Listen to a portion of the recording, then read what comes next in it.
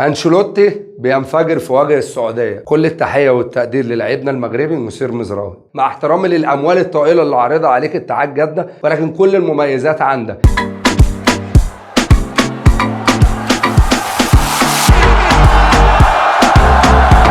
السلام عليكم ورحمة الله وبركاته. طبعا محمد صلاح بدأت اخبار كتير تطلع ان هو وافق على عرض اتحاد جدة. انا مش عايز كده صراحة، يعني لا اتمنى ان صلاح يروح اتحاد جدة. صلاح عامل ارقام كبيرة جدا في ليفربول، واتمنى كل دقيقة يقعدها في الليفر يسجل ارقام تانية، لان محمد صلاح انت معاك فلوس تعيشك كويس جدا ومش محتاج حاجة، ولكن لسه انت عندك كتير في الليفر تديه، ولسه الدوري الانجليزي محتاجك، والليفر متمسك بيك. فانا مش شايف اي مبررات، مع احترامي للاموال الطائلة اللي عارضها عليك اتحاد جدة، ولكن كل المميزات عندك. الارقام معلش انا اسف هي اللي بتبقى، المال بيروح. انا دي وجهة نظري. اتمنى ان محمد صلاح يفضل في الدوري الانجليزي. انشيلوتي بينفجر في وجه السعودية. الراجل طلع على طول وقال لك انا شايف من وجهة نظري ان الارقام اللي بتتصرف دي لازم يتوضع لها حل، لازم يكون في حل، لان الفلوس اللي بتتصرف دي اموال طائلة. فالراجل قال لك كده بالعربي، يعني لازم يكون في سوق للانتقالات، لازم يكون في حد سقف للاموال. هو الراجل شايف ان السعوديه بتصرف او بتاخد